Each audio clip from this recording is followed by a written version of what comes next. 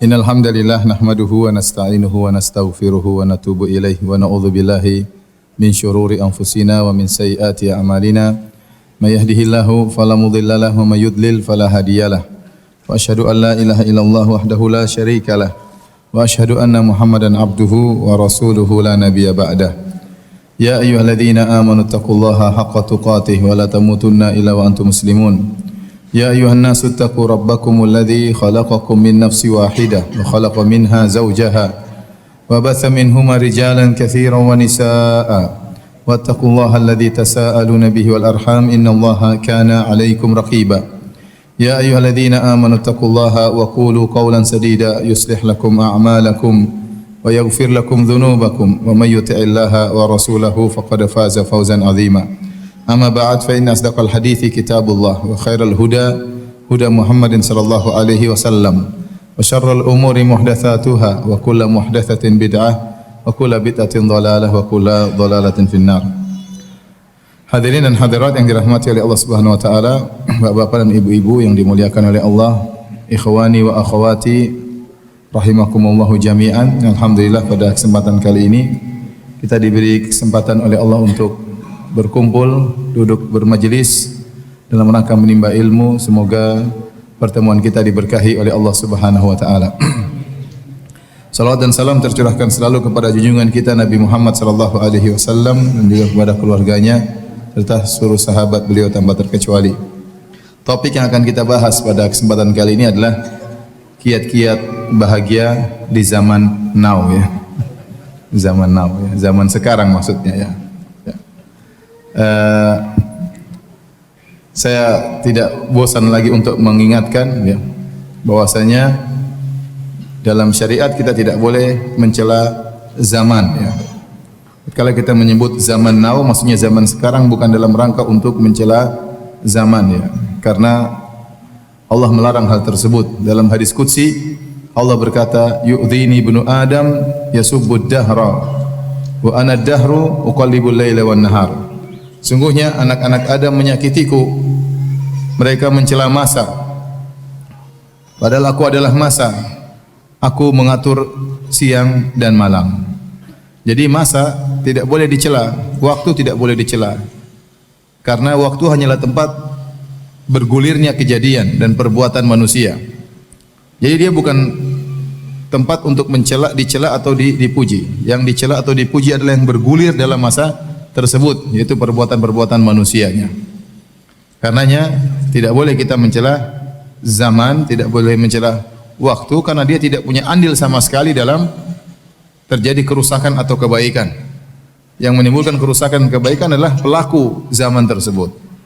Makanya Imam Syafi'i rahimahullah berkata, naibuz zamana wal aibu fina fama liz zamani aibun siwana. Kata Imam Syafi'i rahimahullah taala, kita mencela zaman ya, padahal aib celaan ada pada diri kita.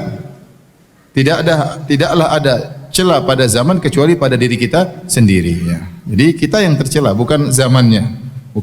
Oleh karenanya tatkala kita mengatakan zaman now bukan maksud kita untuk mencela zaman tersebut, tetapi kita berbicara tentang bagaimana kiat-kiat bisa bahagia di zaman sekarang ini. Kata orang zaman now ya. Ngomong-ngomong istilah zaman now ini kapan munculnya ya? Kayaknya tahun lalu belum ada ya. Tahun lalu belum ada ya. Ya. Hadirin dan hadirat yang dirahmati oleh Allah Subhanahu wa taala. Kebahagiaan adalah cita-cita semua orang. Semua orang ingin bahagia. Ya. Dan dia merupakan topik pembahasan semua orang. Ya. Siapapun kedudukan dia, siapapun orangnya, dimanapun dia berada, semua mencari hal ini, mencari kebahagiaan. Dan terlalu banyak teori yang disampaikan oleh manusia ya. Masing-masing punya teori untuk meraih kebahagiaan. Di antara mereka ada yang memandang bahwasanya bahagia adalah dengan harta yang banyak. Maka dia pun menghabiskan waktu dan umurnya untuk mengumpulkan harta. Karena menurut dia orang yang bahagia adalah orang yang memiliki harta. Kalau punya harta bisa apa saja maka dia akan bahagia.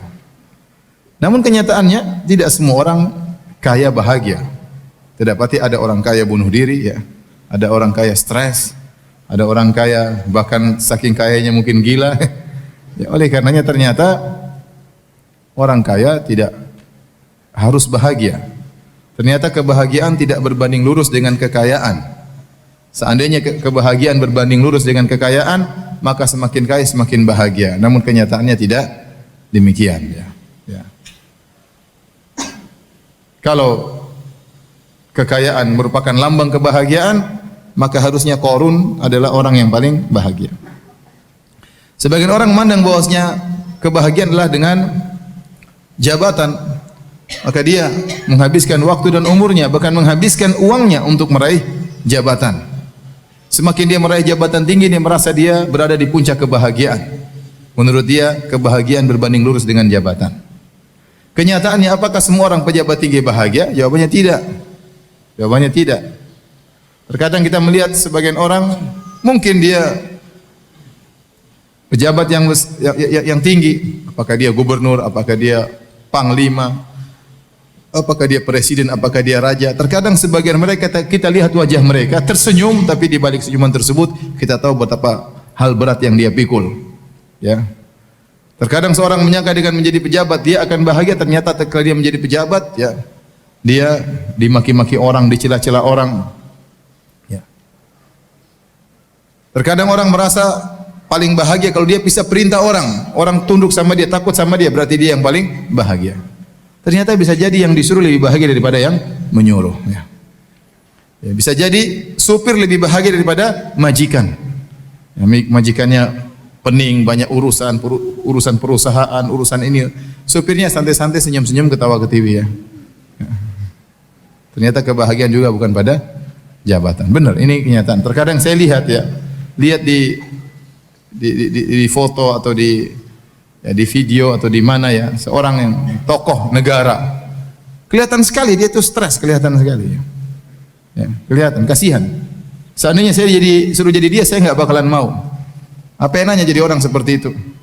Urusan banyak, dikejar-kejar orang, dimaki-maki orang, ada yang mencela, ada yang memuji. Ya. Ternyata kebahagiaan tidak mesti harus jadi pejabat. Ya, kalau yang paling bahagia, yang paling tinggi jabatannya, maka Fir'aun lah orang yang paling berbahagia karena dia adalah raja. Ya. Taib. Kalau sebagian orang mandang bahwasanya kebahagiaan adalah dengan ketenaran, popularitas, maka dia keluarkan semua dananya, waktu dia kerahkan untuk bisa populer. Ya, dia merasa itu yang paling membuat dia bahagia. Bahkan sebagian orang terkadang melakukan hal yang aneh-aneh supaya bisa populer. Ya. Mesti misalnya jalan mundur berkilo-kilo. Ya. Itu orang bahagia? Saya rasa enggak. Setengah mati jalan mundur. Emang bahagia jalan mundur? Pakai spion kemudian jalan mundur. Itu enggak bahagia seperti itu. Ya. Tapi dia merasa dengan ketenaran tersebut dia bisa meraih kebahagiaan. Dan banyak orang tenar tidak bahagia. Lihat, sebagian penyanyi terkenal di puncak-puncak ketenaran dia bunuh diri. Di puncak-puncak ketenaran dia bunuh diri. Ternyata ketenaran tidak menjamin kebahagiaan seseorang. Ya. Coba tanyakan kepada orang-orang terkenal. Enak mana mereka begitu turun dari bandara dikerubung oleh banyak orang. Dia mungkin ada kebanggaan, tapi akhirnya dia tidak bahagia. Ya. Tersibukkan dengan banyak orang mengurus urusannya. Banyak orang ingin tahu urusan dia, dikejar-kejar oleh wartawan. Ya. Apalagi kalau dikejar-kejar oleh penagih hutang. Dikejar-kejar oleh wartawan aja enggak enak. Emang enak? Enggak enak. Ya. Di mana-mana merasa ada yang perhatikan. Enggak enak. Apa itu bahagia? Ya. Tidak. Itu bukan kebahagiaan. Saya kenal ada seorang terkenal, waktu dia untuk keluarganya paling cuma 5 menit pertama. Begitu masuk mall 5 menit pertama dia sama keluarga, setelah itu diserbu sama orang. Terus apa bahagia seperti itu? Anaknya dia tidak bisa dia perhatikan, istrinya tidak bisa dia perhatikan. 5 menit pertama saja, 10 menit pertama dia bahagia. Setelah itu dikerubung sama orang. Coba kalau sehari-hari seperti itu, apa enak? Enggak enak. Enggak enak. Baik, Ustaz, kalau begitu mau bahagia jangan jadi pejabat. Oh, enggak juga begitu. Ustaz, kalau mau bahagia miskin aja. Enggak juga begitu. Banyak orang miskin juga sengsara tidak bahagia. Maksud saya, kalau mau bahagia tidak syarat harus kaya, tidak syarat harus terkenal, tidak persyaratkan harus menjadi orang top, tidak dipersyaratkan harus menjadi pemimpin pejabat, tidak harus. Semua boleh bahagia. Si miskin boleh bahagia sebagaimana kaya boleh bahagia. Orang tidak ada yang kenal boleh bahagia sebagaimana orang terkenal boleh bahagia. Ya, anak buah boleh bahagia sebagaimana bosnya boleh boleh bahagia. Ya. Dengan syarat beriman kepada Allah Subhanahu wa taala. Dengan syarat ya tunduk kepada syariat Allah Subhanahu wa taala. Hadirin hadirat yang dirahmati oleh Allah Subhanahu wa taala. Kalau kita mau bicarakan tentang sebab-sebab kebahagiaan, ya, semuanya berbagai macam. Pertama ini, kedua ini, ketiga ini, keempat ini. Ada yang ulama menulis sampai 33 sebab kebahagiaan, ada yang lebih daripada itu. Semuanya kembali pada masalah iman. Semuanya kembali kepada masalah iman dan menjalankan syariat dengan benar. Dan menjalankan syariat dengan benar. Barang siapa yang beriman dengan iman yang benar, bertauhid dengan tauhid yang benar, menjalankan syariat yang benar, maka dia yang bahagia. Dia yang ini secara umum. Allah Subhanahu wa taala berfirman dalam Al-Qur'an, kata Allah Subhanahu wa taala, "Faman yuridillahu ay yahdiyahu yashrah sadrahu lil Islam, wa man yurid an yudhillahu yaj'al sadrahu dhayiqan harajan ka'annama yas'adu fis sama'. Kadzalika yaj'alullahu rijsa 'alal ladzina la yu'minun." Surat Al-An'am ayat 125. Surat Al-An'am ayat 125. Allah berfirman, barang siapa yang Allah ingin hidayah baginya, yashrah sadrahu lil Islam. Allah bukakan hatinya, lapangkan dadanya untuk Islam. Ya. Jadi orang semakin dia beriman, semakin Islamnya kuat, dadanya semakin apa? Semakin lapang. Bahagia itu kan tempatnya di hati. Bahagia tempatnya di hati. Bukan yang zahir, tapi tempatnya di hati. Ya. Tempatnya di hati. Ya. Bisa jadi seorang cacat, bisa jadi seorang sakit, tapi dia bahagia. Kenapa? Karena bahagia tempatnya di hati. Apa kata Syekhul Islam Ibnu Taimiyah rahimahullahu taala? Ma yaf'alu a'da'u bi, apa yang diinginkan dilakukan oleh musuh-musuhku kepadaku? Jannati fi sadri, surgaku berada di dadaku. Mereka mau penjarakan saya, surgaku tak saya bawa.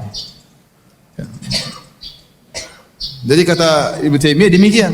Apa yang hendak mereka lakukan terhadap saya? Ingin menyiksa saya, ingin menjatuhkan saya, enggak ada masalah. Surgaku berada di mana? Di hatiku. Jadi kebahagiaan itu letaknya di hati. Kata Allah, "Wa man yuridillahu faman yuridillahu an yahdiyahu yashrah sadrahu lil Islam." Barang siapa yang Allah ingin berikan ya hidayah kepadanya, Allah lapangkan dadanya. Maka dia dadanya lapang, dia bahagia, tenang. Wa man yurid an yudhillahu, dan barang siapa yang Allah inginkan dia tersesat, yaj'al sadrahu dhayiqan harajan, maka Allah menjadikan dadanya sempit, sesak, ka'annama yas'adu fis sama', seakan-akan dia berada menuju naik ke atas langit. Ya.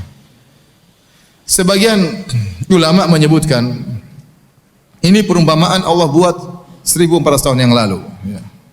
Allah sebutkan hal ini. Ini perumpamaan cocok sama orang-orang kafir. Kita lihat orang-orang kafir, seakan-akan mereka di puncak kebahagiaan. Tatkala mereka hidup dengan sesuka mereka, syahwat mereka puaskan sehabis-habisnya, ya. Kemudian mereka melakukan apa yang mereka kehendaki. Seakan-akan mereka hidup dengan kemewahan. Secara zahirnya demikian, tapi belum tentu mereka bahagia, Ya. Seperti orang yang naik di atas gunung. Kalau orang di atas gunung, kita lihat dari bawah, seakan-akan dia di daerah terbuka, bebas, tapi ternyata dadanya sesak. Kata Allah, ka'annama yas'adu fis sama'. Seperti orang yang naik ke arah langit. Semakin naik ke atas, semakin sulit untuk apa? Bernapas. Yang dari bawah lihat seakan-akan dia dalam kondisi tentram, luas, ternyata dadanya sesak. Orang-orang kafir juga demikian. Orang kafir juga demikian. Kita lihat orang kafir, seakan-akan mereka sepuas-puasnya, dunia mereka pegang. Apakah mereka bahagia? Tidak, mereka tidak bahagia. Allah berikan kesengsaraan dalam hati mereka. Kata Allah Subhanahu wa taala, "Wa man a'rada an dzikri fa inna lahu ma'isyatan dhanka." Barang siapa berpaling dari peringatanku, maka baginya kehidupan yang menyesakkan, kehidupan yang sengsara di dunia itu. Di dunia kehidupannya sengsara. Baik, subhanallah, kita coba antum pergi ke negara-negara kafir, ke Eropa, antum lihat ya. Orang kafir bagaimana kehidupan mereka. Dunia toh isinya ya. Tempat-tempat ibadah mereka kosong. Lonceng dibunyikan teng teng teng, enggak ada yang datang ya. Kalau orang jauh dari Tuhannya, bagaimana dia mau bahagia? Enggak usah kita bicara tentang orang jauh, kita bicara tentang diri kita. Dulu kita waktu tenggelam dalam maksiat, Ada kelezatan kita rasakan, tapi itu bukan kebahagiaan. Orang berzina lezat. Ya. Orang memiliki keharaman-keharaman, minum mabuk, teler, ada kelezatan dia rasakan. Morfinis ada kelezatan dia rasakan, tapi tidak ada kebahagiaan, tidak ada kebahagiaan. Orang selingkuh ya dia merasakan kelezatan. Maksiat ada kelezatannya, tidak kita pungkiri, ada kelezatan. Orang berzina, orang selingkuh, orang minum khamar, mungkin macam-macam, ada kelezatan dia rasakan, tapi tidak ada kebahagiaan. Setelah selesai dari maksiat, hatinya kering. Hatinya kering. Hatinya sengsara. Ya. Kita dulu pernah mungkin melakukan kemaksiatan. Kita rasakan hal tersebut. Setelah kita mengenal pengajian, setelah kita mulai baca Quran, setelah kita mulai sholat, baru ada keterangan kebahagiaan yang kita rasakan luar biasa. Yang dulu tidak pernah kita rasakan. Ini baru orang bermaksiat, sengsara hatinya. Bagaimana lagi dengan orang-orang yang kufur kepada Allah, yang musyrikin, apalagi sampai ateis. Bagaimana kehidupan mereka? Mereka lebih sengsara. Ya. Meskipun tampaknya mereka kelihatannya happy-happy, tapi tidak, hati mereka sengsara. Ini yang bilang Allah Subhanahu wa taala. Dan ada yang kita lihat dari kesengsaraan mereka. Saya lihat, kita ke Eropa, lihat ada perbedaan mencolok antara kaum muslimin dengan orang-orang kufar. Ya. Meskipun secara ekonomi orang-orang kafir lebih kaya raya, tetapi saya lihat ya, lihat orang-orang Islam kalau berjalan bawa anak 2, 3 mobil ya, wanita-wanita berjilbab, naik mobil ada anak-anak. Orang kafir kita lihat enggak ada yang bawa anak-anak, hampir tidak ada. Bawa anjing 1 ekor, 2 ekor. Ini saya cerita kenyataan ya, 1 ekor, 2 ekor ya. Ya. Orang tua di sana, orang tua orang Islam ada yang ini, ada yang orang kafir yang tua jalan sendiri. Jalan sendiri ya. Entah anaknya kemana, entah cucunya kemana. Ya. Betapa bahagianya orang Islam mendapati punya anak banyak, bahagia lihat anak. Apalagi anaknya apa? Berbakti, bahagia luar biasa. Sementara mereka banyak yang tidak mau nikah, tidak ingin punya anak. Kalau sudah punya anak, anaknya juga tidak ngurusin mereka. Kalau anaknya sudah umur 17-18, pisah. Sudah. Entah ibunya ditengok atau tidak. Kalau sudah tua, ibunya semua jadi dimasukkan dalam rumah jompo. Kalau orang tuanya sakit, terkapar di rumah sakit, nggak ada yang tengok. Kasihan. Kesengsaraan tersendiri. Orang Islam tidak demikian. Ya.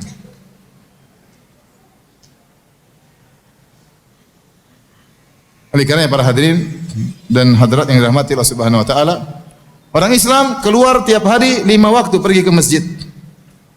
Mereka orang kafir juga keluar 3 kali sehari. Kenapa? Bawa anjing ya.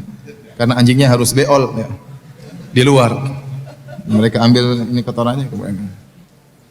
Orang Islam di rumah anak-anak kumpul semua, loncat sana, loncat sini, loncat sini. Mereka enggak. Kasihan. Kasihan. Padahal punya anak banyak itu nikmat luar biasa. Saya punya anak 5 saja saya bahagia luar biasa. Bagaimana kalau anak saya 30?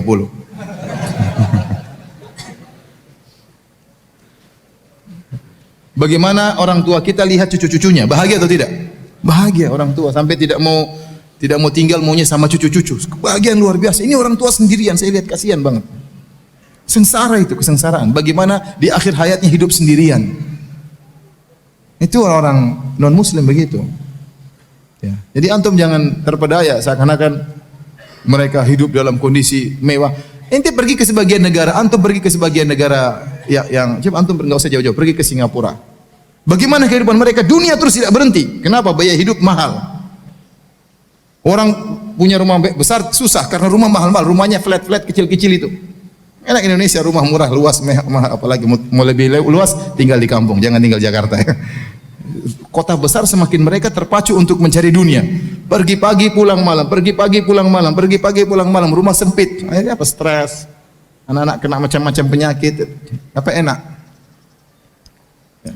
Jadi saya katakan bahwasanya ya Allah memberikan kebahagiaan bagi orang beriman luar biasa yang tidak pernah dirasakan oleh orang-orang non-muslim. Hidup mereka sengsara meskipun tampaknya mereka happy. Teman-teman yang kerja di sebagian negara kafir cerita, jadi super Grab. Jadi ngantar-ngantar mereka. Sampai sering tanya, Ustaz gimana Ustaz? Saya sering bawa Grab, orang-orang kafir ini bawa ke bar. Jadi kalau sudah Jumat malam mereka sudah surga mereka. Pergi Jumat malam teler pulang sudah kayak hewan sudah. Kayak teler sudah. Itu apa? Zina, khamar itu kehidupan mereka, kebahagiaan mereka di situ. Dan saya katakan itu bukan bahagia, itu kelezatan. Benar. Minum khamar lezat, zina itu lezat, tapi itu bukan bahagia. Bahagia tempatnya di hati. Bahagia tidak hilang. Bahagia tidak hilang. Ada pun itu cuma kelezatan jasmani seperti itu. Gonta-ganti pacar, suami istri, suaminya selingkuh, istrinya selingkuh. Sana tidak nikah, punya partner, ya. Coba hidup tidak mau nikah. Banyak di antara mereka enggak mau nikah. Partner saja, punya partner, kumpul kebo, ya. Nanti daftar ke mana? Ke RT, Pak, ini kebo saya yang baru. Terkadang kebo ini sampai tua, terkadang kebonya setengah jalan diganti kebo yang lain. Dan itu banyak terjadi di sana. Apa kehidupan bahagia seperti ini? Mana kebahagiaan seperti ini? Sehingga banyak di antara mereka yang bunuh diri. Banyak, tidak kuasa. Hati mereka tidak kuat melihat, mendapati sedikit permasalahan, tidak kuat hati mereka. Karena mereka tidak beriman dengan Allah. Tidak beriman dengan takdir. Lemah kekuatan mereka. Iman tidak kuat. Sedikit-sedikit bunuh diri. Sedikit stres, sedikit obat penenang, sedikit-sedikit. Itulah kehidupan mereka. Itulah kehidupan mereka. Jadi antum jangan terpedaya lihat orang lebih bahagia antum ya. Lebih bahagia antum ya. Sekali lagi, jadi kalau kita berbicara tentang sebab-sebab kebahagiaan, maka semuanya bermuara pada beriman kepada Allah dan menjalankan syariat Allah Subhanahu wa taala. Semakin kita beriman kepada Allah, semakin menjalankan syariat Allah, maka Allah akan berikan kebahagiaan kepada kita. Tapi kita ingin rinci ya, agar lebih mudah dipahami apa sih sebab-sebab kebahagiaan tersebut. Yang pertama saya bilang, sebab utama seorang bahagia tatkala dia mengikhlaskan ibadahnya karena Allah, tatkala dia memurnikan tauhidnya, itu orang paling bahagia. Tatkala dia menggantungkan hatinya seluruhnya kepada Allah Subhanahu wa taala, tatkala dia tawakalnya kepada Allah Subhanahu wa taala. Dia yakin bahwasanya kebahagiaan dia Allah yang menjamin. Dia yakin rezeki dia Allah yang menjamin. Dia tahu bahwasanya segala sesuatu Allah yang menentukan. Maka selalu dia menggantungkan hatinya kepada Allah Subhanahu. Orang ini paling bahagia. Orang ini paling bahagia. Apapun kondisinya, kaya, miskin, terkenal, enggak terkenal, pejabat atau bawahan, kalau tauhidnya semakin mantap, maka dia semakin bahagia. Kata Allah Subhanahu wa taala, "Alladzina amanu wa lam yalbisu imanahum bidzulmin, ulaika lahumul amnu." Orang-orang yang beriman dan tidak mencampurkan keimanannya dengan kesyirikan, ulaika lahumul amnu, maka bagi mereka keamanan, ketentraman. Ulaika la amnu, ulaika lahumul amnu. Amnu itu ketentraman, kenyamanan. Wa hum muhtadun, dan mereka mendapat hidayah. Semakin Anda menguatkan tauhid Anda akan semakin tentram, semakin aman, semakin nyaman. Itu sudah. Nah, kita katakan tauhid berbanding lurus dengan kebahagiaan. Sudah jelas itu. Tauhid berbanding lurus dengan kebahagiaan. Semakin Anda pelajari tauhid dengan baik, semakin Anda mengenal siapa Tuhan Anda, semakin Anda tidak mengharapkan pujian dari manusia, semakin Anda tidak mengharapkan sanjungan dari manusia, semakin ikhlas, semakin Anda menyembunyikan amalan Anda yang tahu hanyalah Allah, berarti Anda bahagia. Berarti Anda fokus kepada Allah, Allah akan fokus sama Anda. Allah akan fokus sama Anda. Ya, jadi ini sebab utama bertauhid kepada Allah Subhanahu wa taala. Orang semakin ria, semakin sengsara. Semakin mencari perhatian manusia, semakin disanjung oleh manusia, dia semakin sengsara. Hidupnya dibangun di atas mencari sanjungan dan pengakuan dari orang lain. Orang ini tidak bahagia. Orang ini tidak bahagia. Mau beramal soleh, dia harus pamer terlebih dahulu. Ya. Kasih tahu orang, saya mau begini. Sedang beramal soleh, dia pun liput, kemudian dia masukkan di Facebook agar dikomentari. Kalau tidak ada yang komentari, sakit hatinya. Ya. Jadi kalau ingin bahagia, orang paling ikhlas itu orang paling bahagia. Maka latih diri Anda untuk ikhlas. Jangan suka ceritakan amalan perbuatan sendiri. Sebisa mungkin kita boleh ceritakan kalau ada maslahatnya untuk motivasi, misalnya untuk ada maslahat enggak apa-apa. Tapi hukum asalnya seorang berusaha menyembunyikan amal solehnya. Semakin dia bertauhid, semakin dia ikhlas, semakin dia bertawakal kepada Allah, semakin dia menggantungkan hatinya kepada Allah, ya, maka dia akan bahagia. Allah akan berikan dia kebahagiaan. Baik. Di antara sebab-sebab kebahagiaan, terutama di zaman now, ya, zaman sekarang yang di mana media sosial begitu luar biasa gencarnya dengan berbagai macam bentuknya dan fiturnya. Ya. Subhanallah ya. Kita benar-benar diserang oleh media sosial. Ya. Sehingga orang akhirnya ketergantungan dengan media sosial. Benar-benar HP itu adalah jantungnya. Kalau dia pergi dari rumah HP tidak dia bawa, dia bingung. Dia pulang lagi harus bawa HP. Kalau istrinya ketinggalan nggak ada masalah. Jangan sampai HP-nya ketinggalan. Jadi benar-benar seorang terbelenggu dengan media sosial. Ada Facebook, ada Twitter, ada Instagram, ya. Ada apa lagi? Telegram, apa lagi? Telegram ada tidak? Apa? Coba Facebook, terus apa? Instagram, terus Twitter, terus YouTube. WhatsApp jangan, WhatsApp saya juga suka.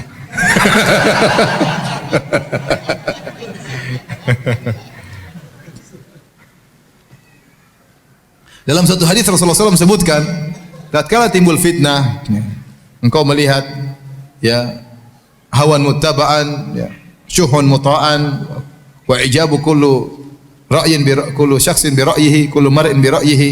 Engkau melihat hawa nafsu diikuti, rasa pelit yang ditaati, orang masing-masing ujub dengan perkataan dia. Sekarang zaman seperti itu ada orang seperti itu. Orang komentar bangga dengan komentarnya, wah, tuh berbagai macam lah. Nabi mengatakan, "Alaika bi khosati nafsik." Maka sibukkanlah dengan privasimu. Sibukkanlah dengan privasimu. Ya ikhwan, sejauh mana kita meninggalkan privasi kita, sejauh itu kebahagiaan akan hilang dari kita. Ya. Ustaz, berarti kita nggak boleh ngurus orang banyak? Boleh kalau Anda memang berkompeten di situ, silakan. Kalau Anda jadi gubernur yang baik, benar-benar habiskan waktu untuk mengurus masyarakat, insya Allah Allah kasih kebahagiaan. Anda memikirkan kebahagiaan orang lain, Allah akan kasih bahagia sama Anda. Al jaza' min jinsil amal. Balasan sesuai dengan perbuatan. Orang sibuk ngurusin anak yatim, tidak apa-apa, sibukin diri, tidak apa. Berarti itu perkara Anda yang Anda perhatikan. Anda yang ingin memberikan kebahagiaan kepada orang lain, Allah akan berikan kebahagiaan kepada Anda. Tapi yang maksud saya ini yang jadi masalah, yang ngurus urusan yang bukan urusan dia. Ya. Pingin tahu segala urusan, pingin tahu segala berita, pingin tahu segala informasi. Padahal bukan urusan dia. Kata Nabi SAW, min husni islamil mar'i tarkuhu ma la ya'ni. Di antara keelokan, keindahan Islam seorang, meninggalkan yang bukan urusannya, yang bukan urusannya, yang bukan pekerjaannya, yang bukan tugasnya. Sekarang ada seorang misalnya, taruhlah, ya, kerja entah mungkin jualan es cendol, mungkin jualan sayur, Facebook, Instagram semua dia ikuti, berita-berita semua dia ikuti. Buat apa ya akhi? Sudah urus itu sayur dengan baik, urus itu es cendol dengan baik, ya, urus itu apa namanya toko dengan baik. Bukan urusan Anda untuk mengetahui segala permasalahan. Ustaz, tapi kita kayak ingin tahu berita. Saya bilang, saya ini sudah mencoba. Saya ingin tahu banyak berita. Benar ada manfaatnya, manfaatnya ada, tapi kemudaratan lebih besar. Waktu terbuang. Sekarang waktu kita, saya tanya antum, waktu kita untuk Facebookan banyak atau tidak? Banyak, apalagi sudah masuk lihat berita, sudah pegang HP nggak berhenti. Berita, kiriman dari teman. Nanti punya teman 1000 orang. Satu hobi makan, satu hobi mancing, satu hobi dia kirim berita semua kita. Ente buka berita mancing, berita makan, berita ini. Berita kecantikan, berita kue, berita jualan, berita online, berita politik, ya, berita kesehatan. Ya, baca terus nggak terasa 1 jam lewat, 2 jam lewat. Belum kalau sudah masuk dalam perdebatan, komentar, baca komentar, naik lagi, scroll bawah, scroll atas. Waktu habis banyak. Debat lagi sama orang di situ di Facebook, debat bantah-bantahan, ternyata yang didebat bencong. Habis waktu. Facebook ini bikin waktu habis banyak ya. Saya saja mau niatnya untuk dakwah saja terjebak juga seperti itu. Apalagi yang niatnya cari akhwat. Ya, malah waktu kita terbuang. Bagaimana mau bahagia? Ente mau bahagia itu bukan dengan dengar banyak berita. Sebagian orang putar depan TV, berita ini, TV ini, pembunuhan, perampokan, pemerkosaan. Kira-kira bahagia nggak gitu? Kira-kira ente secara logis bahagia enggak orang seperti itu? Ini mas duduk mas duduk. Mas, suaminya juga ketakutan. Panggilan aja lagi nonton, semuanya nonton. Gimana? Apa bahagia seperti itu? Ini kan buat hati-hati. Ustaz, benar, saya bilang tadi, bukan berarti enggak ada manfaat, ada manfaatnya. Tapi mudaratnya terlalu besar. Habis waktu dengar berita yang macam-macam, dengar kerusakan, aduh kasihan. Timbul was-was yang berlebih-lebihan, timbul ketakutan yang berlebih-lebihan. Kurang tawakal kepada Allah Subhanahu wa taala. Setelah saya timbang-timbang, saya pikir, sudahlah saya tinggalkan itu semua. Ini saya pribadi saya. Antum mau ikut silakan, enggak juga enggak apa-apa. Akhirnya sudahlah. Facebook saya masih tahan ya. Kenapa? Karena saya dihack, Facebook saya dihack. Jadi saya enggak bisa punya teman, tidak ada informasi juga yang masuk di wall saya. Yang akun sudah enggak bisa saya pakai kecuali yang wall, yang halaman ya. Yang masuk dalam berita saya cuma tulisannya Ustadz Arifin Badri. Saya enggak tahu kenapa, yang lain kok enggak bisa masuk. Setiap Ustadz Arifin Badri nulis status masuk ke wall saya. Sudah alhamdulillah. Saya cuma masukkan apa yang saya ingin masukkan, setelah itu saya tinggal nunggu saja ya. Kalau Twitter sudah saya berlepas tangan, saya kasih kawan sudah, biar dia yang susah ngurus Twitter saya. Saya udah enggak mau ya. Kawan itu ada hadir di sini juga ya. Selamat berjuang. Dulu saya suka Twitter, lihat sini berita Saudi, berita ini, berita senang Indonesia macam-macam. Ya subhanallah. Saya berkesimpulan kalau ada sesuatu yang penting akan sampai juga kepada saya. Daripada saya mencari yang penting di antara 100 yang tidak penting. Cek satu-satu. Belum tentu penting bagi saya. Kalau ada yang penting pasti ada yang kasih Ustaz, ada kejadian ini ya udah. Tanpa harus saya ikuti media sosial, saya bisa tahu perkara yang penting untuk saya ketahui. Jadi waktu kita habis untuk untuk media-media sosial, akhirnya banyak kebahagiaan yang kita tumbalkan.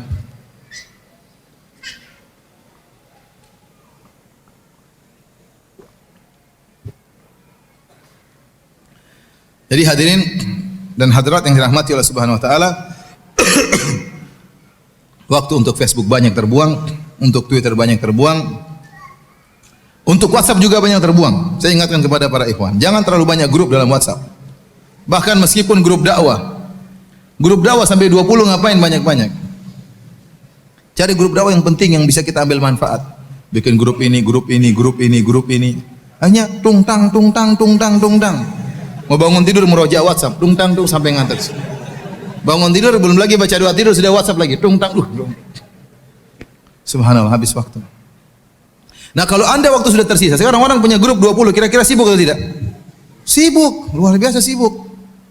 Grup rumah sunnah. Grup apa lagi? Grup kajian 1, grup kajian 2, grup kajian 3, grup DKM 1, grup DKM 2. Grup poligami. Apalagi grup poligami. Komentar nggak habis-habis tapi nggak ada praktek, cuma karena kalau dia sudah praktek dia keluar left dari grup. Kalau dia sudah poligami left dari grup, dia punya masalah banyak di rumah. Tahu-tahu ke rumah lebih khusyuk, ke masjid lebih khusyuk, doa lebih mudah nangis. Lihat para hadirin Allah Subhanahu wa taala. Anda pun kalau sudah punya WhatsApp jangan banyak grup. Kenapa waktu Anda tersisa, habis waktu tersisa, akhirnya apa? Kapan membaca Quran? Kapan mau ngobrol sama istri? Istri WhatsAppan, kita WhatsAppan sendiri. Istri Facebookan, kita Facebookan sendiri. Kapan kita punya sama anak-anak datang, abi, sebentar. Kasihan anak-anak ya akhi. Kasihan. Kita udah kerja dari pagi sampai sore, pulang anak nunggu, dia nggak bisa peluk-pelukan, dia bisa nggak pingin naik sama kita, dia pingin ngobrol sama kita. Dia butuh 5 menit untuk kita ngobrol, nggak ada waktu. Waktunya habis buat media sosial yang kurang bermanfaat. Belum lagi kemudaratan yang kita dapatkan di situ.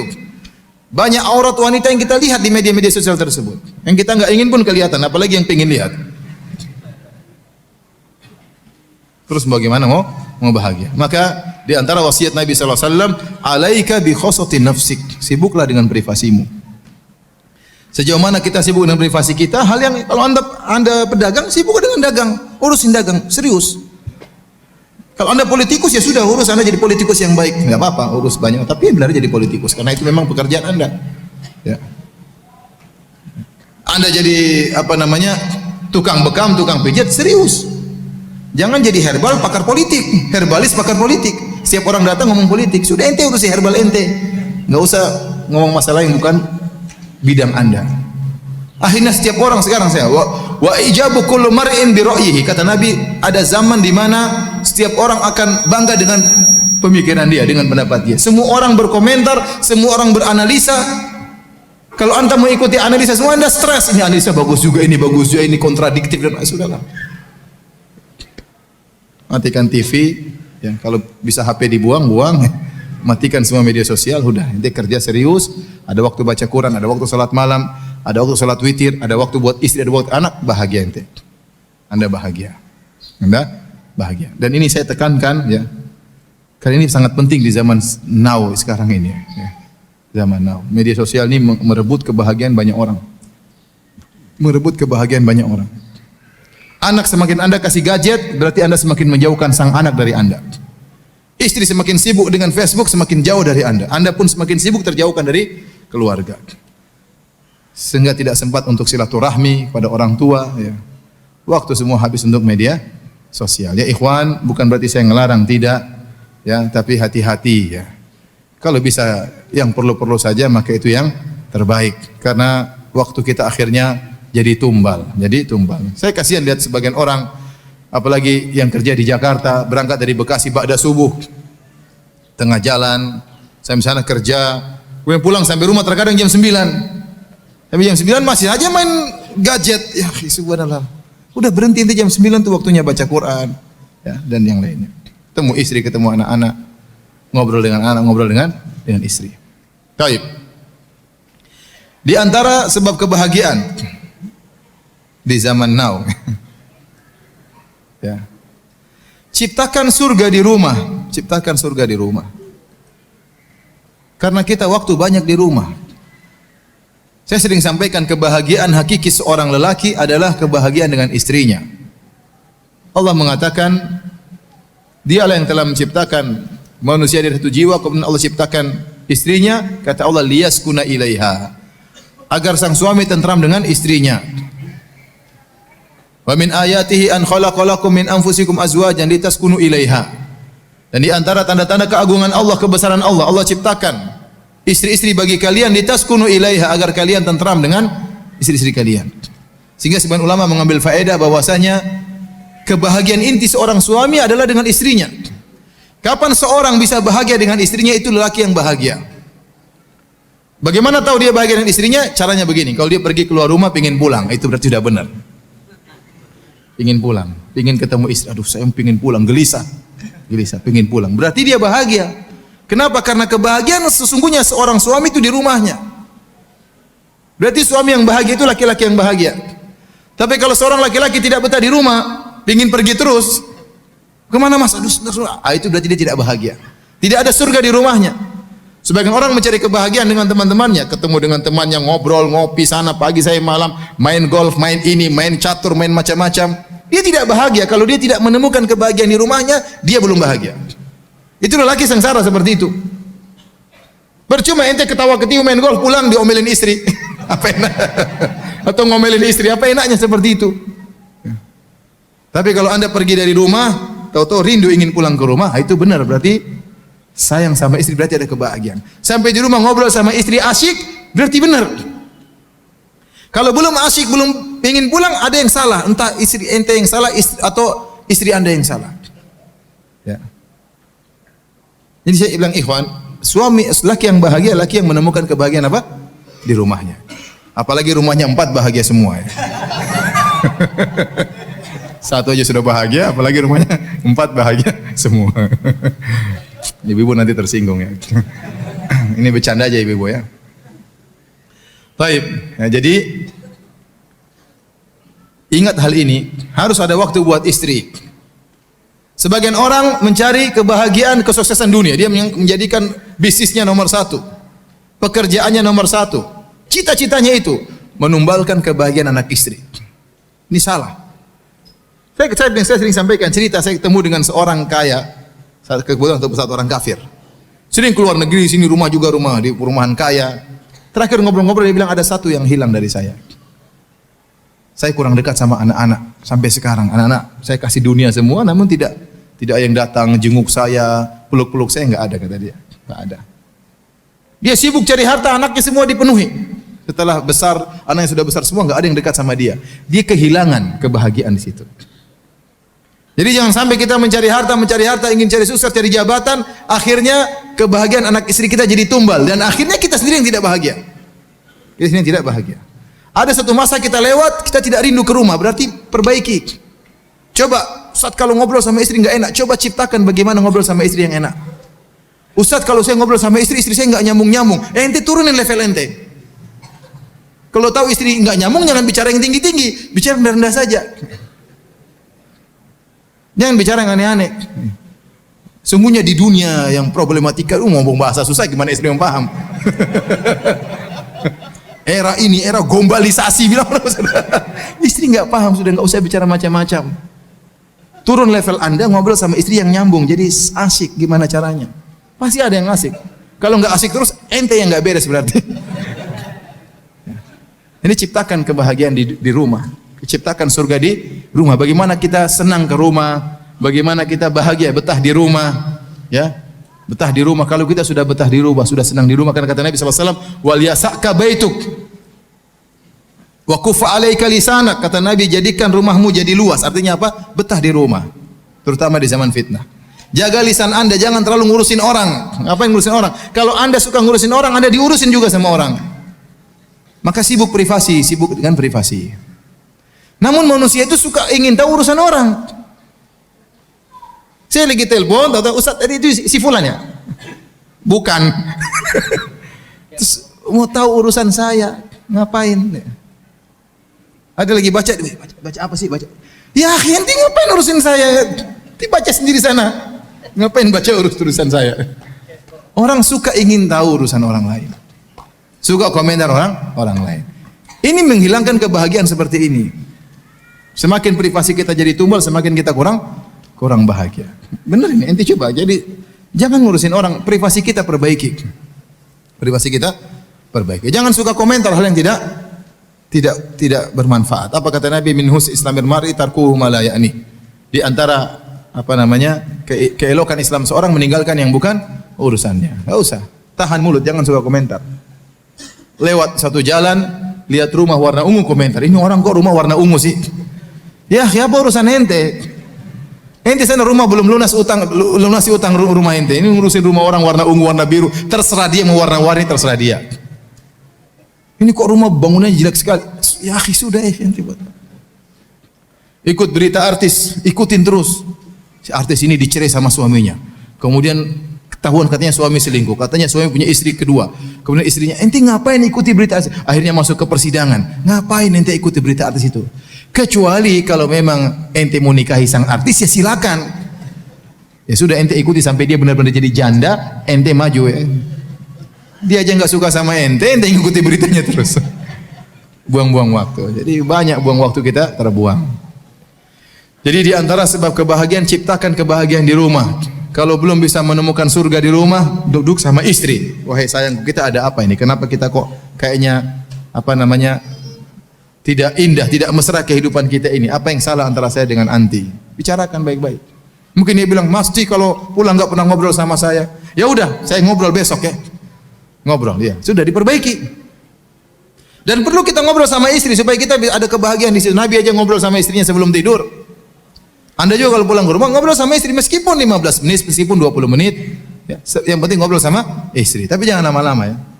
Kalau sudah 45 menit, bunyikan wecker. Waktunya tidur. Waktunya tidur. Disitulah letak kebahagiaan. Baik, di antara sebab-sebab kebahagiaan adalah melazimi zikir kepada Allah. Melazimi zikir kepada Allah. Kata Allah, alladzina amanu wa tatma'innu qulubuhum bi dzikrillah. Ala bi dzikrillah tatma'innul qulub. Orang-orang yang beriman dan mereka Tenang hati-hati mereka dengan mengingat Allah. Ketahuilah dengan mengingat Allah maka hati akan menjadi tenang. Saya katakan bahwasanya kebahagiaan letaknya di mana? Di hati. Kita enggak usah bicara teori kebahagiaan yang panjang lebar. Anda tiap hari baca Quran setengah juz aja, Anda bahagia. Enggak usah bicara teori begini enggak. Ambil Quran, berdoa dengan Allah, baca. Dicicil, hari ini satu halaman, besok nanti sore nanti lagi tambah lagi satu halaman, satu lagi halaman, baca tafsirnya, baca terjemahannya, itu kebahagiaan. Itu kebahagiaan. Ada saatnya kita harus berdoa-doa dengan Allah agar Allah beri kebahagiaan kepada kita. Ya. Benar bahwasanya di antara kebahagiaan kata para ulama adalah mencari teman yang baik. Kata Nabi SAW, "Mathalu al-jalisi salih kahamil misik. Imma an yahdiyaka atau tabta' minhu." Ya. Seperti perumpamaan orang yang teman yang baik seperti penjual minyak wangi. Kalau dia kasih hadiah sama kamu atau kau beli dari dia, atau tajida minhu rihan thayyibah, atau kau mendapati bau yang harum dari dia. Teman yang soleh ini penting sebab kebahagiaan. Yang kalau kita berteman dengan dia, kita akan mengingat Allah Subhanahu wa taala, atau kita diingatkan oleh dia, teman sama-sama pengajian, teman sama-sama proyek dakwah misalnya. Ini teman-teman kita jaga, ini teman-teman yang mendatangkan kebahagiaan. Teman-teman yang tidak berbicara tentang dunia. Kalau teman bicara dunia banyak. Tapi kita butuh teman yang bicara tentang apa? Akhirat. Bicara tentang akhirat. Ini, teman-teman ini perlu. Tetapi bukan berarti kita harus selalu sama dia. Ada harus waktu kita khususkan untuk berkhalwat antara kita dengan Allah, untuk zikir kepada Allah. Makanya Nabi SAW mengatakan di antara 7 golongan yang Allah naungi pada hari kiamat kelak, di antaranya kata Nabi SAW, rajulani tahabba fillah. 2 orang yang saling mencintai karena Allah. Ijtama'a alaihi wa tafarraqa alaihi. Mereka berdua bertemu karena Allah dan berpisah karena Allah. Di antara tafsiran berpisah karena Allah, yaitu mereka harus bersendiri agar konsentrasi beribadah kepada Allah masing-masing. Kalau ngobrol terus, kapan baca Quran? Kapan salat malam? Kapan salat duha? Ngobrol terus kerjanya? Enggak. Kita ngobrol urusan ini. Tapi terkadang kita harus berpisah. Kamu baca Quran, saya juga baca Quran. Kamu salat malam, saya juga salat malam. Jadi harus ada waktu kita berkhalwat dengan Allah Subhanahu wa taala. Di antaranya salat malam, itu kebahagiaan. Allah mengatakan, ya ayyuhal muzammil qumil laila illa qalil. Wahai Muhammad, bangunlah di malam hari. Kata sebagian ulama, ini adalah ayat ini, surat Al-Muzammil adalah Zadud Da'iyah. Isinya adalah tentang bekal bagi seorang dai. Apalagi Rasulullah SAW di siang hari akan berhadapan dengan berbagai macam permasalahan. Malamnya harus charger iman. Caranya salat malam. Antum pun demikian, dalam kehidupan kita banyak permasalahan, permasalahan dunia, permasalahan ini, permasalahan rumah tangga, permasalahan dakwah. Maka malam hari ente charger, berkhalwat dengan Allah, salat malam. Itu adalah kebahagiaan yang terindah. Tatkala Allah Subhanahu wa taala turun di sepertiga malam yang terakhir, kemudian mencari hambanya. Hal min da'in fa'astajiba lahu. Hal min sa'ilin fa'utiya su'lah. Hal min mustaghfirin fa'aghfiralah. Kata Allah, apakah ada hambaku yang bangun malam berdoa akan aku kabulkan doanya?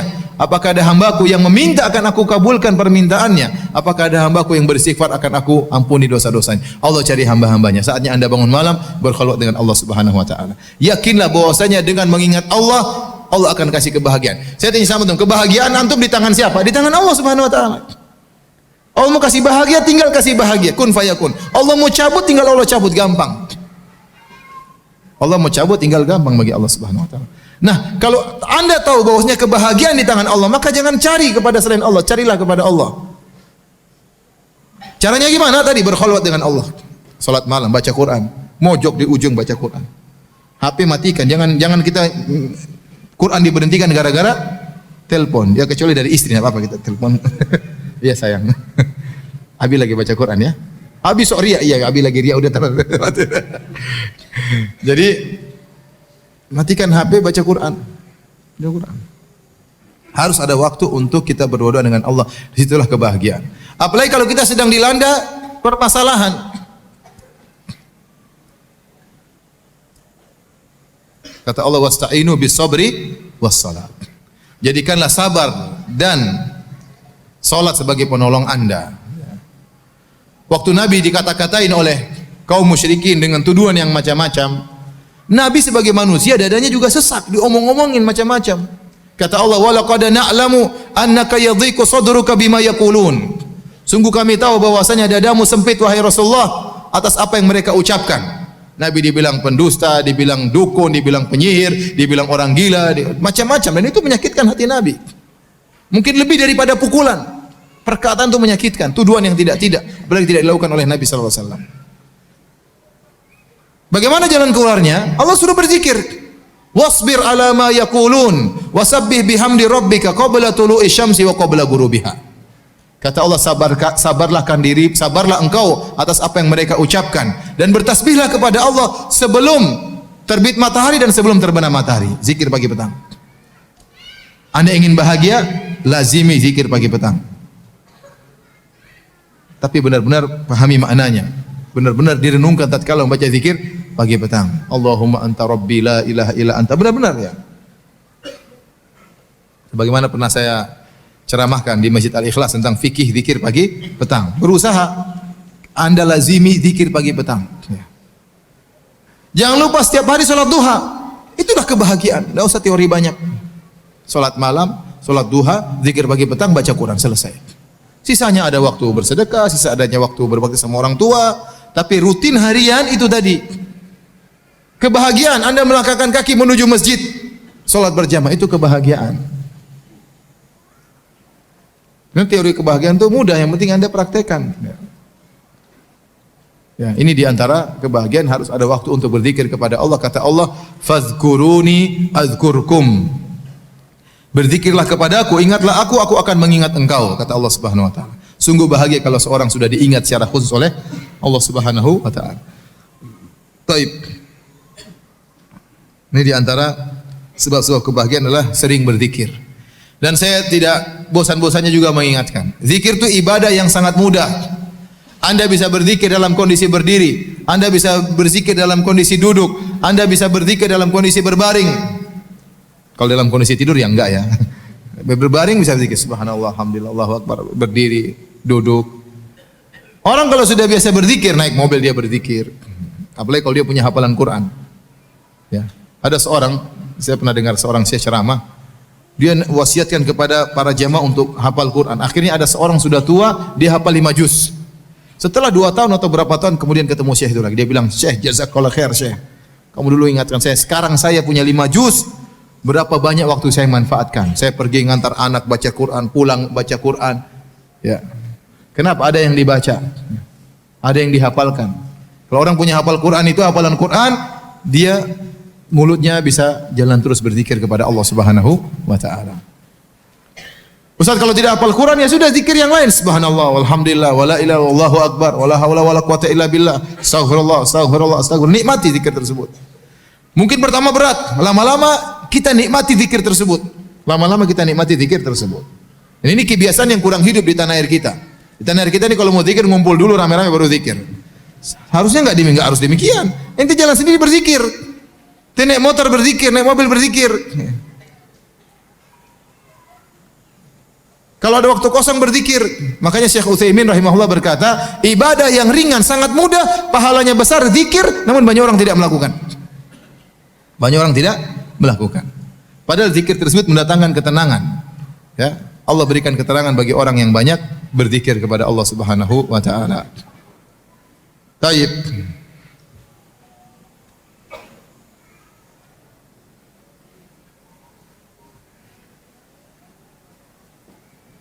Di antara sebab-sebab kebahagiaan adalah qanaah. Qanaah, ridha dengan pemberian Allah Subhanahu wa taala. Barang siapa yang qanaah maka dia bahagia. Kanz, qanaah itu adalah harta yang luar biasa. Barang siapa yang memilikinya maka dia pasti bahagia. Maka dia pasti bahagia. Bagaimana caranya? Sering melihat ke bawah. Kata Nabi sallallahu alaihi wasallam, "Unzuru ila man asfala minkum wa la tanzuru ila man fawqakum fa innahu ajdaru alla tazdaru nikmatallahi alaikum." Kata Nabi sallallahu alaihi wasallam, lihatlah ke bawah, jangan lihat ke atas. Kalau masalah dunia, lihat ke bawah. Maka itu akan membuatmu tidak meremehkan nikmat Allah yang Allah berikan kepada engkau. Anda qanaah, ajari istri buat qanaah, ajari anak buat qanaah. Anak-anak diajak tuh, lihat orang-orang anak-anak yang kerja, yang tinggal di bawah kolong jembatan, yang rumahnya kecil-kecil, tunjukin biar anak-anak itu tahu bersyukur kepada Allah. Istri pun demikian, ajak ke rumah teman-teman yang mungkin rumahnya agak peot-peot, yang mungkin kotor-kotor, biar istri itu bersyukur udah punya rumah bagus. Tapi kalau Anda bawa istri Anda ke rumah orang kaya, Anda yang sengsara nanti. Kenalan istri orang kaya, bawa tas harganya 600 juta. Saya pernah ditanya, sudah lama berapa tahun lalu, saya ditanya sama jamaah, Ustadz bagaimana hukumnya membeli tas harganya 600 juta, tapi saya sudah bayar zakat, saya sudah bersedekah di tetangga. Saya bilang enggak boleh. 600 juta itu mubazir, tas buat apa? Fungsinya apa 600 juta? Apakah bisa jadi bagasi nyimpan mobil itu tas? Ternyata cuma kecil nyimpan, terus apa fungsinya 600 juta? Tidak sesuai dengan harganya. Tidak sesuai dengan harganya. Ya. Subhanallah, ternyata memang ada tas yang mahal. Waktu saya kemarin ke Paris, lihat jam 350 juta, ini jam 350 juta. Ini jam buat apa ini, subhanallah. Ternyata ada tas harganya 1,5 miliar. Itu pun orang rebutan, terkadang ngantri nggak ada barangnya, subhanallah. Nah, kalau istri Anda bergaul sama ibu-ibu hembring, apa hembring ya? Ibu-ibu globalisasi begitu, globalisasi ya. Anda yang tersisa nanti. Anda yang tersiksa. Mas, itu ibu itu bagus sekali. Aduh, itu sudah kena virus orang kaya. Bilang aja, sayang, suamimu itu miskin, tidak seperti mereka. Kalau ente mau bahagia, suruh bergaul sama orang miskin, ente bahagia. Istri pulang bersyukur terus, Mas, kamu sayang sekali sama saya, kamu baik. Padahal kita beli barang murahan. Ya. Kenapa? Karena ente buat dia bergaul sama orang miskin. Tapi kalau ente kasih salah pergaulan, bergaul sama orang kaya, waduh, itulah. Itu nasib ente sudah. Jadi kalau mau bahagia, lihat ke bawah, jangan lihat ke atas. Dan saya ingatkan kepada ibu-ibu, ibu-ibu itu kunci qanaah di keluarga.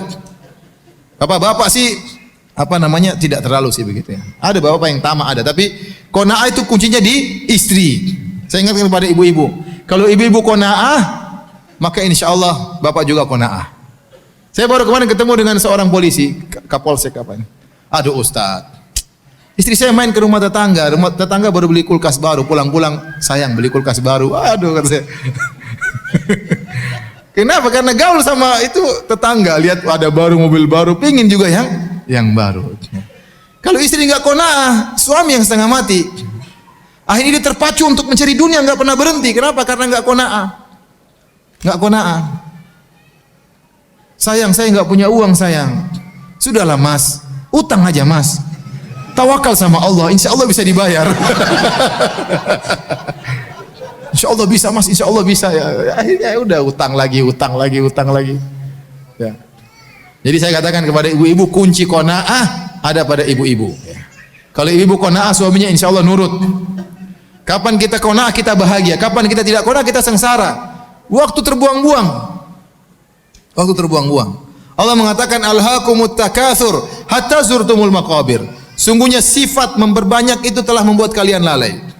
Allah tidak berbicara orang miskin kerja karena kesuap nasi membuat dia lalai. Tidak. Allah berbicara tentang yang berlomba-lomba banyak-banyakan. Maksudnya apa? Sebenarnya dia sudah cukup. Sebenarnya tidak perlu. Tapi karena ingin banyak-banyakan, banyak aset, banyak ini, banyak mobil, banyak rumah, banyak. Akhirnya waktunya habis. Ya, untuk bangun satu rumah saja perlu waktu lama. Setahun mungkin bangun rumah satu. Belum ngontrolnya, belum ini, belum gambarnya. Itu waktu semua kalau tidak perlu, rumah ini tidak perlu. Coba kalau kita gunakan baca Quran, ikut pengajian, betapa banyak tabungan kita di akhirat. Kecuali kalau Anda perlu rumah baru, nggak ada masalah. Kalau Anda nggak perlu, ngapain? Hanya memperbanyak aset, ngabisin waktu. Akan memperberat hisab Anda pada hari kiamat kelak. Jadi lihat ke bawah. Terutama antum orang-orang Bekasi, kan tidak semua kaya. Kalau kita bicara di orang kaya, mungkin ya orang-orang yang hidupnya tengah ke bawah harus sering lihat ke bawah lagi ya. Lihat sering ke bawah. Jadi agar kita bersyukur kepada Allah. Kalau masalah dunia Allah suruh lihat ke bawah. Masalah akhirat Allah suruh lihat ke atas, semangat terus. Semangat terus. Dunia lihat ke bawah. Kapan kita lihat ke bawah, kita qanaah maka kita akan bahagia. Maka sekali-sekali ajak keluarga, ya misalnya tidur di rumah saudara yang susah, paksa, biar dia tahu bagaimana hidup susah itu kayak apa. Ya sekali-sekali kita bawa ke hotel, sekali-sekali kita bawa ke rumah yang susah. Anak-anak pun demikian, terkadang harus susah. Ajarin bahwasanya tidak semua dalam kondisi enak, terkadang susah. Jadi mereka terbiasa untuk qanaah. Ya. Apa kata Imam Syafi'i rahimahullahu taala? "Idza ma kunta dza qalbin qanu'in fa anta wa malikud dunya sawa'u." Kalau kau memiliki hati yang qanaah, sungguhnya kau dan raja sama saja. Sudah, raja itu dia mau apa? Dia mau puas. Sehingga dia bangun ini, bangun anu, nguasai ini, nguasai anu, punya macam-macam supaya dia puas. Lah Anda kalau sudah puas meskipun tidak punya apa-apa, Anda sudah bahagia sebagaimana kebahagiaan yang dikejar oleh sang raja. Ini perkataan Imam Syafi'i luar biasa. Idza ma kunta qalbin qanu'in, idza ma kunta dza qalbin qanu'in fa anta wa malikud dunya sawa'u. Kalau kau memiliki hati yang qanaah, sungguhnya kau dan raja sama saja. Ini bait saya pertama kali dengar, isinya dari seorang teman saya orang Cina. Jadi dekat satu asrama dengan saya di Universitas Islam Madinah. Orang Cina ketemu selalu senyum, salat ke masjid, pulang lagi senyum, teman-temannya datang dia masakin semuanya. Saya bilang, "Ahmad, ente senyum-senyum terus, Masya Allah. Kenapa? Apa rahasianya?" Kata dia, qala Syafi'i, pakai Cina, yang Cina-Cinanya. Imam Syafi'i berkata, kalau kau qanaah maka kau sama dengan raja. Masya Allah. Pelajaran berharga ya. Ya. Ternyata itulah kunci sebab rahasia kenapa dia tersenyum selalu, bahagia selalu, berseri-seri selalu. Kenapa ada sifat qanaah? Kalau kita tamak, kita sengsara. Orang yang paling sengsara orang yang paling tamak. Antum kira orang kaya itu bahagia? Terkadang mereka tamak, sudah punya hotel, sudah punya perusahaan, enggak terus hati berpacu, enggak pernah selesai. Kalau diberi kata Nabi SAW, "Lau kana li bani Adam wadiyani min dhahab labtagha salisan." Kalau anak Adam diberikan 2 lembah emas, dia cari lembah yang ketiga. Sebagian orang kaya seperti itu. Tidak ada titik klimaks yang enggak ada. Ya, tidak ada. Terus mencari. Tidak terasa waktunya habis, terusnya apa? Sudah umur 80 tahun, waktunya santai, terus kerja. Sebentar lagi tewas, terus kerja. Sampai tewas akhirnya. Yang dia rasakan cuma sedikit. Ngumpulin rumah banyak yang dia makan cuma sama dengan ente, 1 piring. Bedanya dia sama ente, perutnya mungkin lebih besar perut ente daripada dia. Ya. Dia makan sedikit selesai, takut ini ente makan banyak-banyak. Ente lebih bahagia makan lebih banyak daripada dia.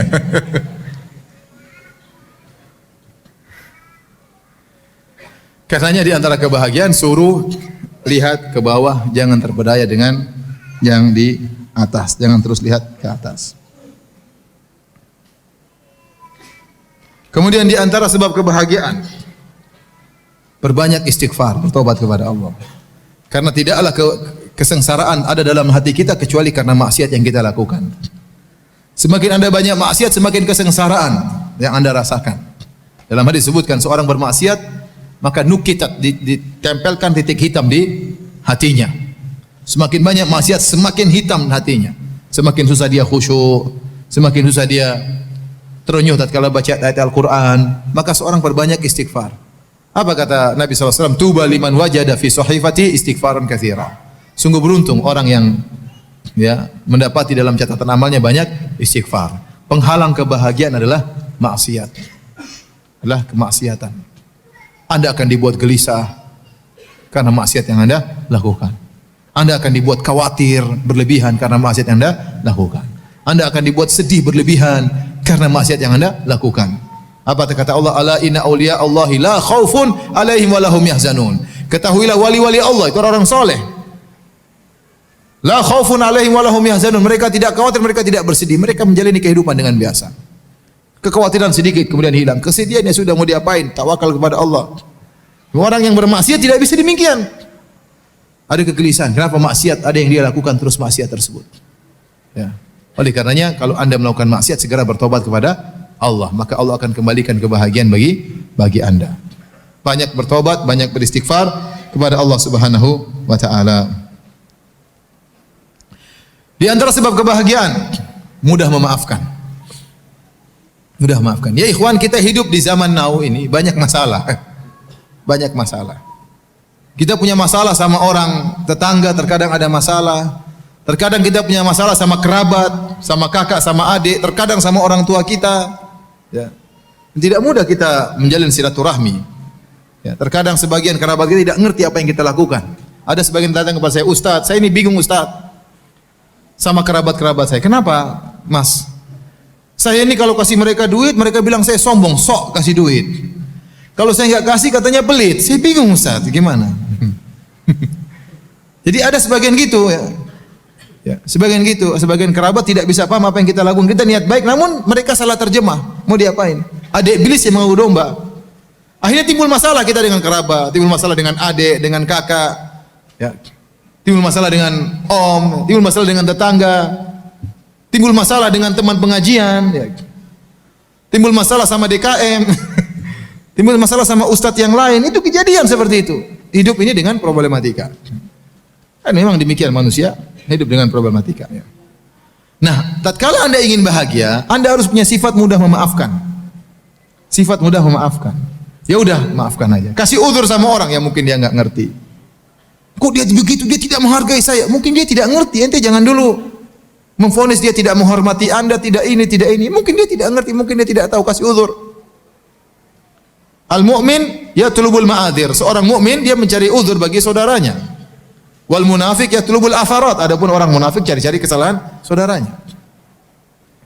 Kalau Anda memiliki sifat mudah memaafkan, Anda akan bahagia. Oleh karenanya para anbiya, para nabi, orang-orang yang berjiwa besar, dada mereka sangat lapang, dimusuhi oleh kaum tapi mereka mudah memaafkan, jadi mereka hidup bahagia.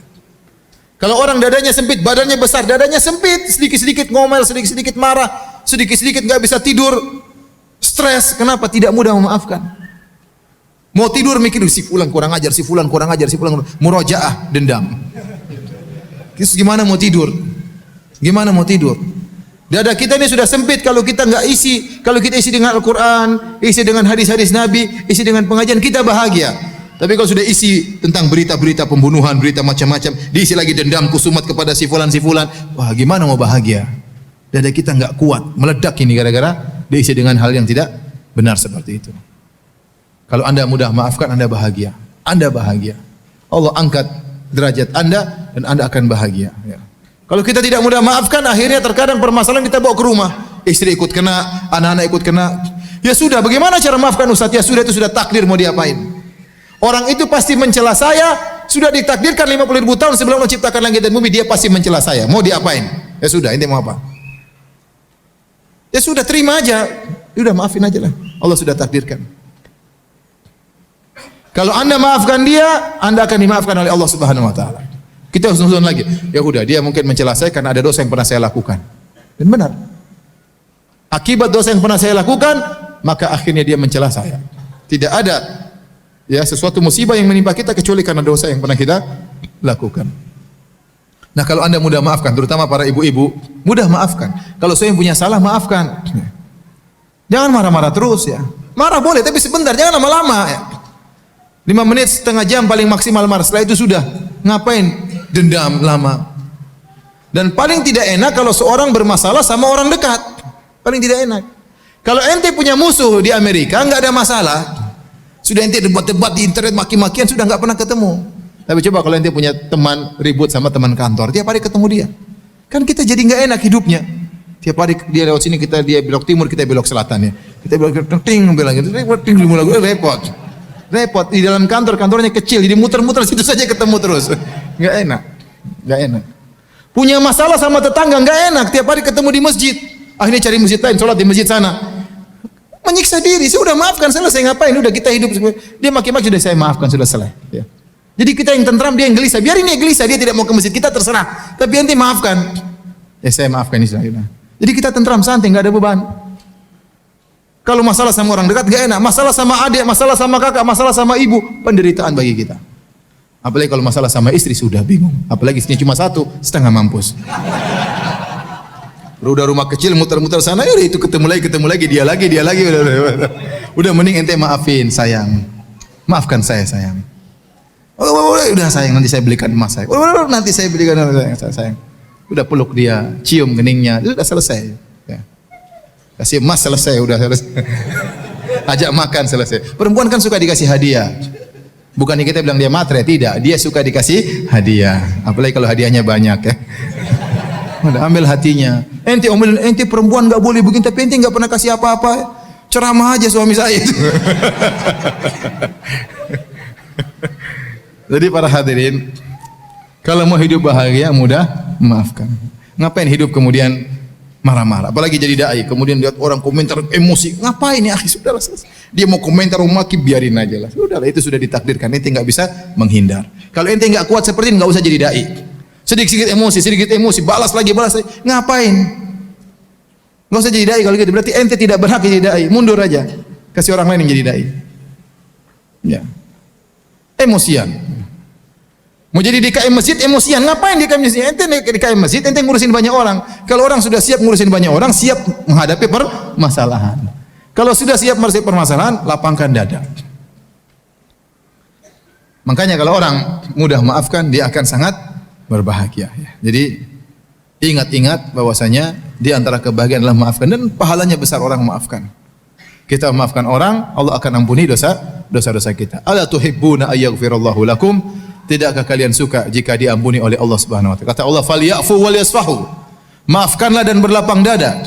Ala tuhibbuna ayyaghfirallahu lakum? Tidakkah kalian suka kalau Allah ampuni kalian? Jadi al jaza' min jinsil amal, balasan sesuai dengan perbuatan. Jika kita mengampuni orang, kita akan diampuni oleh Allah Subhanahu wa taala.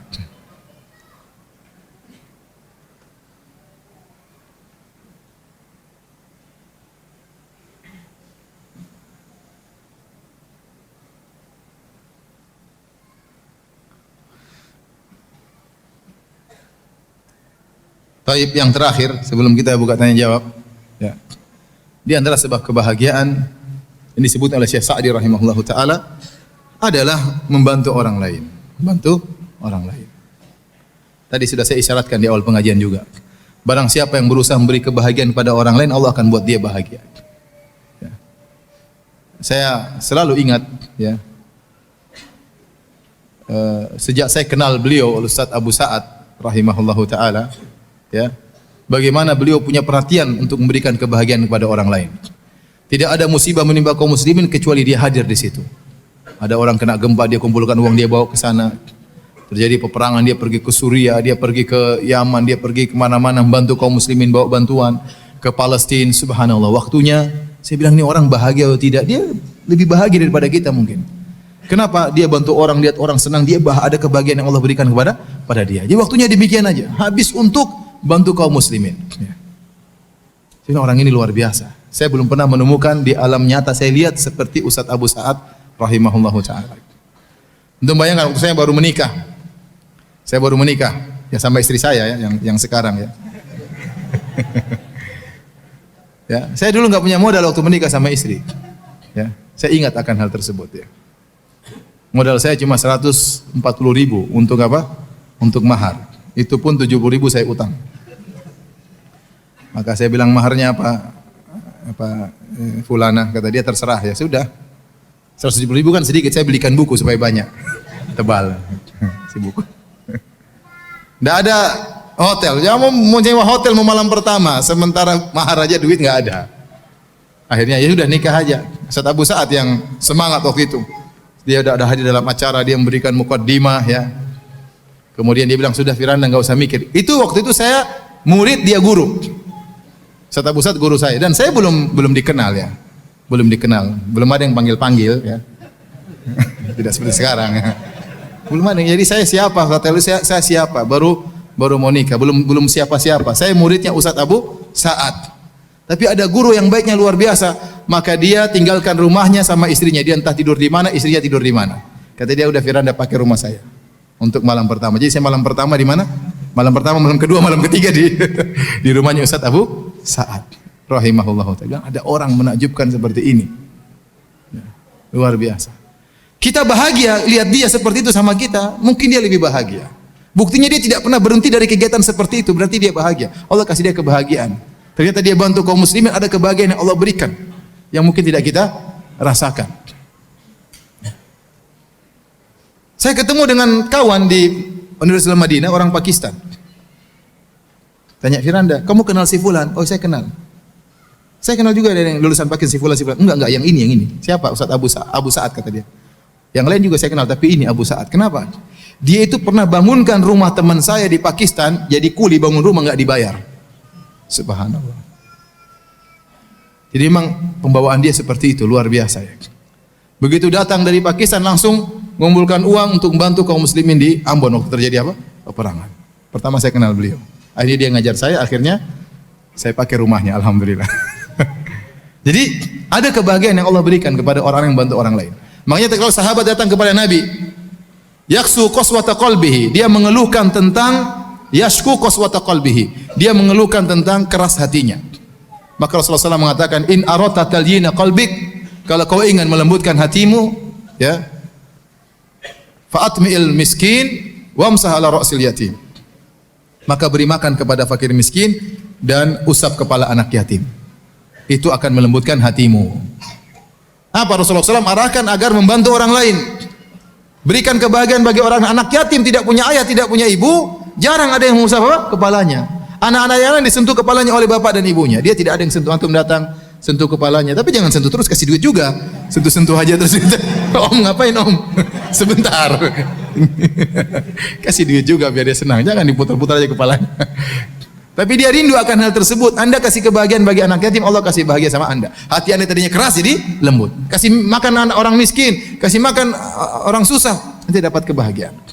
Kenapa? Al jaza' min jinsil amal, balasan sesuai dengan perbuatan. Anda berikan kebahagiaan kepada orang lain, Anda akan ditambah kebahagiaan oleh Allah Subhanahu wa taala. Ya.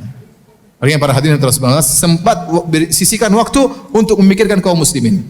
Kalau Anda enggak bisa kasih duit, pikir yang bagaimana caranya. Bagaimana pengajian bisa jalan, bagaimana masjid bisa orang tentram. Mikir kaum muslimin. Mikir kita ada waktu, mikir istri ada waktunya, mikir anak ada waktunya. Setelah kita mikir istri, mikir anak, jangan lupa mikir kaum muslimin. Gimana caranya? Bikin proyek-proyek agama, proyek dakwah, jebak diri kita pada waktu yang bermanfaat. Kalau kita tidak menjebak diri kita dalam program yang bermanfaat, kita akan habis waktunya dan program yang tidak bermanfaat. Tapi ingat, semuanya harus ada bagiannya. Istri harus ada bagian, anak harus ada bahagianya. Ya. Oleh karenanya, kalau ingin bahagia, jangan lupa bagi kebahagiaan kepada orang lain. Sesuatu yang dibagi makin bertambah adalah kebahagiaan. Kita bagi kebahagiaan, Allah akan tambahkan kebahagiaan kita ya. Tentunya masih banyak sebab-sebab kebahagiaan disebut oleh para ulama sampai puluhan, tapi saya rasa itu di antara perkara-perkara yang penting ya, sebagian pengalaman pribadi yang saya rasakan ingin saya tularkan kepada para hadirin hadirat sekalian. Semoga Allah Subhanahu wa taala menjadikan kita orang-orang berbahagia di dunia, terlebih lagi di akhirat kelak. Demikian wallahu taala alam bisawab.